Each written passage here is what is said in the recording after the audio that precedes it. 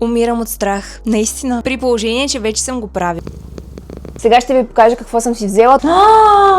Оле! Още от малко дете искам да завинтвам бели пелече плоскости. Как изглежда отвътре моят гардероб. Майка ми се подиграва, че всеки път си взимам. Главно идвам заради кардиото. Косата ми на трети ден.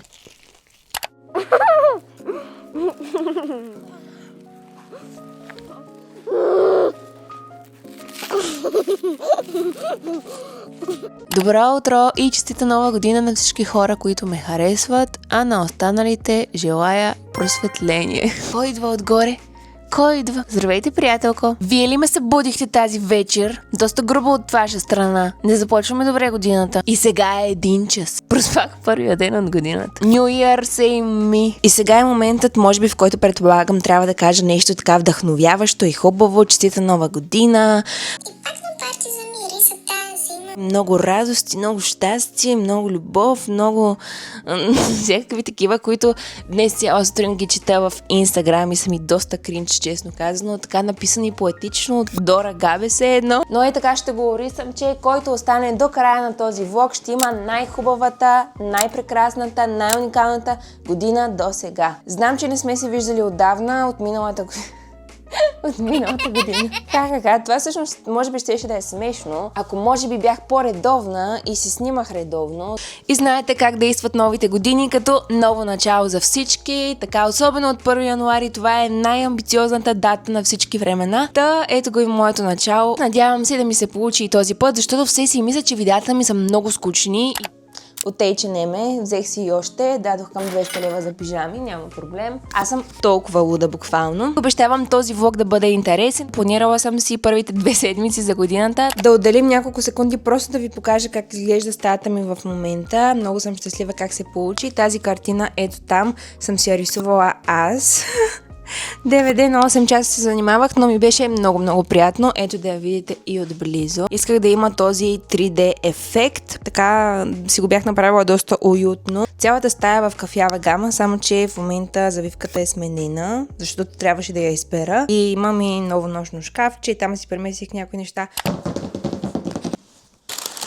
Оле, това мирише феноменално. Да го изядеш. Бих помислила, че мирише на роза или нещо, а охайна коледно на канела на ябълков пай. Плодов чай, коледно ухание и пижамка на сърчица. И сега ще си я облека за видеото, да ми е хубаво, да ми е готинко. Имам си и картичка. Това е плика, в който се слага пижамата, а тук си имам и маска за очи. Много ги обичаме. Там винаги ми е много хубаво, като ми подаряват подаръци и въобще като ме канят на техни събития. Ето я и пижамката облечена и отзад. Много ми допада факта, че не е примерно, въпреки че е коледен подарък, не е на дядо Коледа или на бискавитки или нещо, а е на сърчица, така че става за цялата година. Я да направим едно ревю. Victoria's Secret Superman.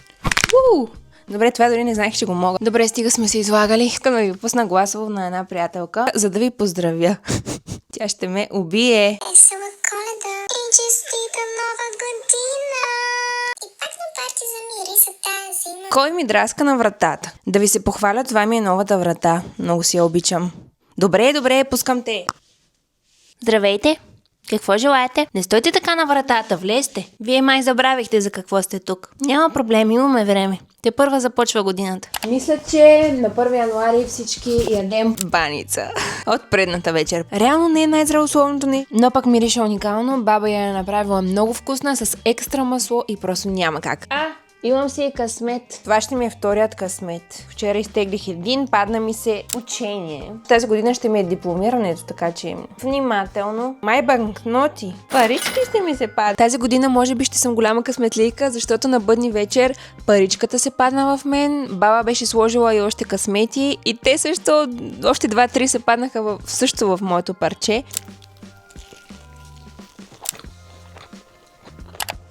Абсолютно не е вярно твърдението, ако някой от вас си е помислил, че сега тренирам за нова година. Всички сме супер ентусиазирани през януари месец. Не знам има ли по-хубаво чувство за всеки, който тренира, от това всички хора да си тръгнат и залата да си остане само за теб на твое разположение. Това не ми е най-любимото нещо. Аз съм истинска пилатес гърл. Но в дните, в които навън е минус 10 градуса. Все пак искам да тренирам и пилатес студио няма наблизо. По-добре отколкото да седя в нас. Просто в фитнеса изглежда доста мъжки. Аз главно идвам заради кардиото, така да се раздвижа, да си направя крачките на пътеката. И после някакси ми идва желание, правя упражнения със собствена тежест или с такива малки тежести. На мен ръцете са ми супер слаби. И затова сега гледам тях да ги стегна маничко. Умирам от страх. Наистина. Даже почти не можах да мигна тази нощ, което е супер странно, при положение, че вече съм го правил. Но явно просто мина доста време и се чувствам сякаш ще ми е за първи път. Преди около 3 години и половина, може би някои от вас знаят, ако са гледали клипа, за първи път си сложих хиалуронов филър в устните.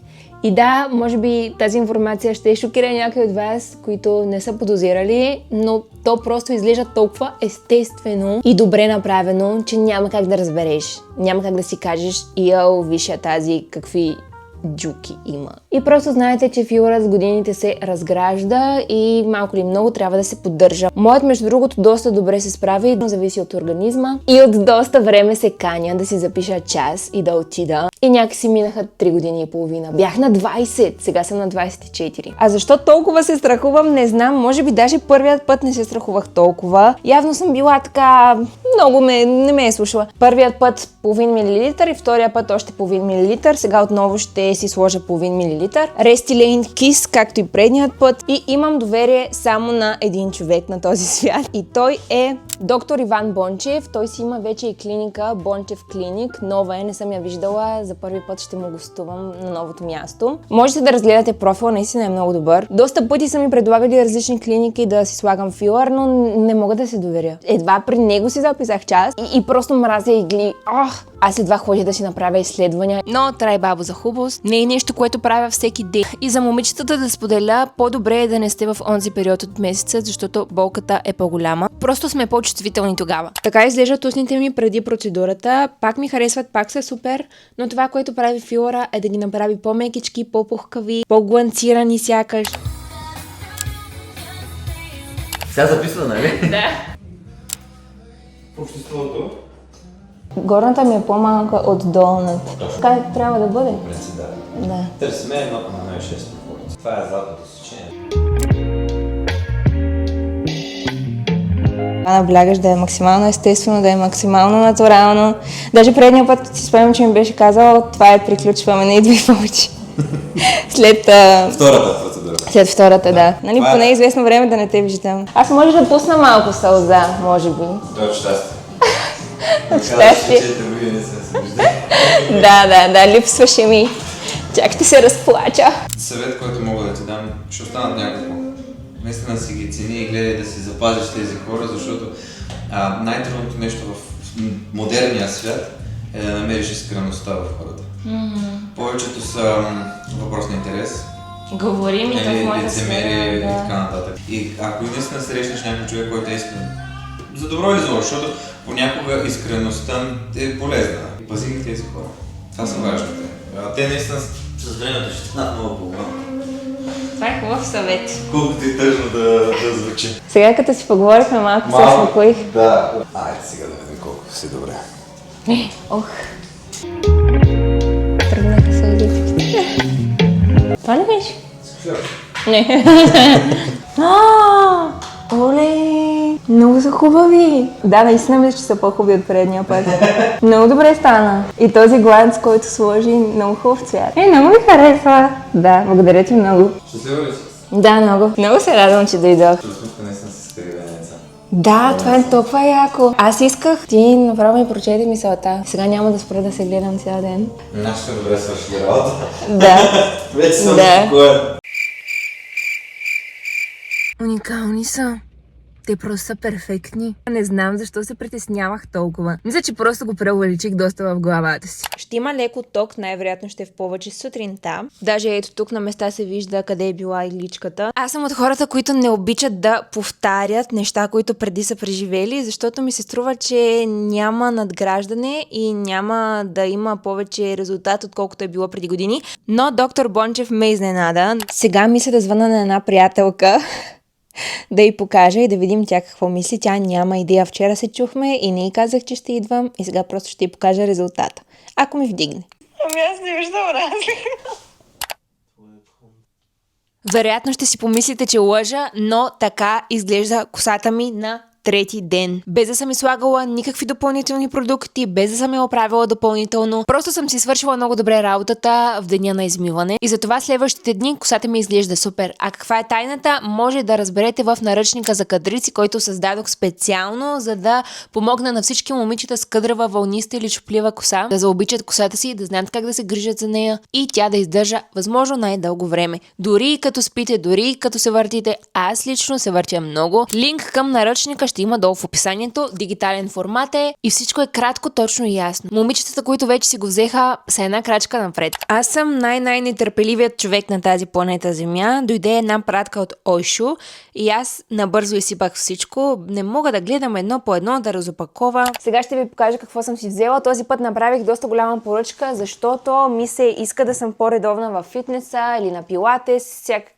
тип такива йога, упражнения и така. И просто знам, че се чувствам много по-добре, когато съм облечена по готин и сладък начин. На мен, на Ойшо, спортните екипи са ми най-любими, защото са супер меки и удобни. Аз имам доста чувствителна кожа и когато е по-твърда или по-грапава материя, просто ми запарява, не ми е приятно. Не искам да губя 10 минути, докато си нахлузя. Нахлузя като баба ми. Ето го първият в един такъв лилав цвят. Той е доста тъмно лилаво. Към всеки един клин съм взела и същия цвят бюстиенце. Ето така изглежда и отзад. Аз вече имам такива, затова знам, че ще ми харесат и просто си взех много в различни цветове. Това е вторият цвят, керамиден, с ето това бюстиенце. Имам Синклин. И последният е в ето този. Не е спонсорирано, не са ми платили, макар че бих се радвала. Вижте как се насъдни. Винаги иска да бъде част от екранното ми време. Тя в момента меси баница ли, бисквити ли меси и почва да мърка в същото време. Много е смешно. И сега ще си легне.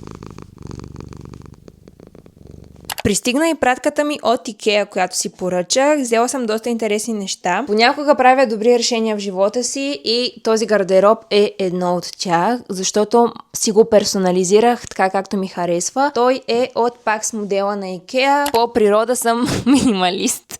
Не глупости, искам да бъда. Не искам да имам чак толкова много вещи. Не искам...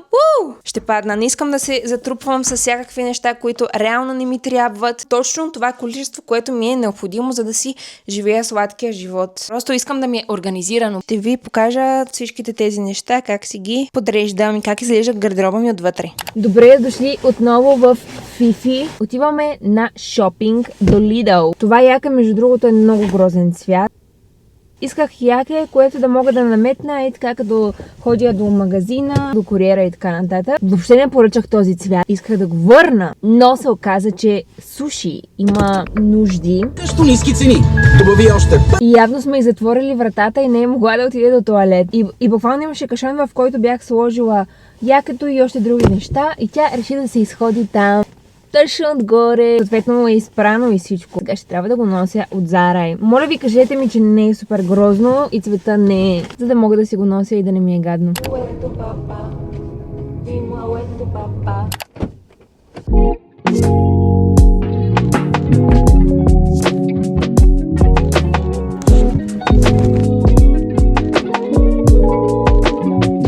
Майка ми се подиграва, че всеки път си взимам едни и същи неща от Lidl.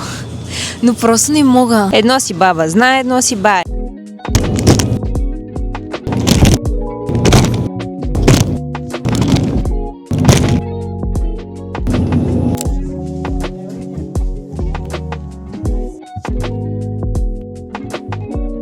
Прибираме се вкъщи. Така, сега ще ви покажа как изглежда отвътре моят гардероб. Той е с плъзгащи врати, както се видя. Мисля, че изглежда доста неподредено, особено ето тази част, тук и тук.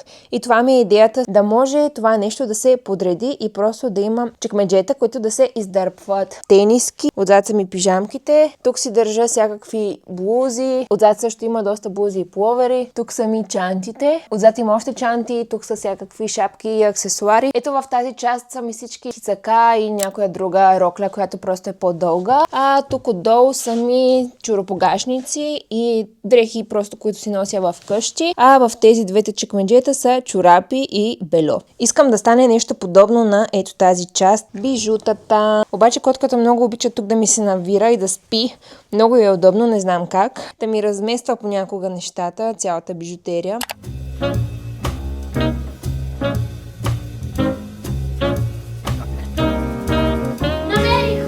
Браво! Да си проект. Кажете, това ли ви беше мечтаната професия, когато бяхте млад? Да, още от малко дете спомням как искам да завинтвам бели пелече по скости. Аз ти я сбъднах. Да, ти ми позволяваш аз да бъда истинското си аз. Да разгръщаш твоя потенциал, който винаги съм знаела, че имаш.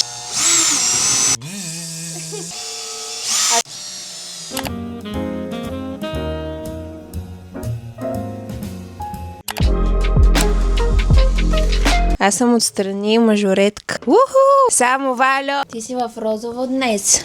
Много ти отива. Благодаря. Как ли живеят хората, които нямат братя? Не им е добре.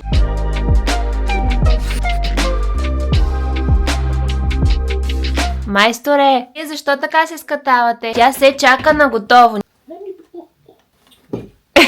Много си борбена. Тя ще се облиза там, където я питне. Ей, Зайо! Който не работи, няма за него сьомга. Ето да ви покажа и финалният резултат. Имам си вече чекмеджета под леглото. Вижте колко са големи. Да си складирам най-различни неща, а не да пъхам абсолютно всичко в гардероба. И в гардероба имам също 4 чекмеджета. Сега ще ви покажа. Ето, имам и такива разделения, които съм си сложила вътре.